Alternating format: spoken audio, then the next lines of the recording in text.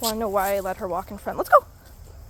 Why I let her walk in front is because I know if I stop, she does that. Very good. Okay. She is listening to everything I'm doing back here. The ears do not lie. They really don't. Yes! And then she gets a treat. Then we can go. That's why I let her walk in front. Good girl. And I know. Kira, heel. What the heck? Good. Okay. And I know she can do that. She loves walking in front. It doesn't bother me. And I want her to have fun.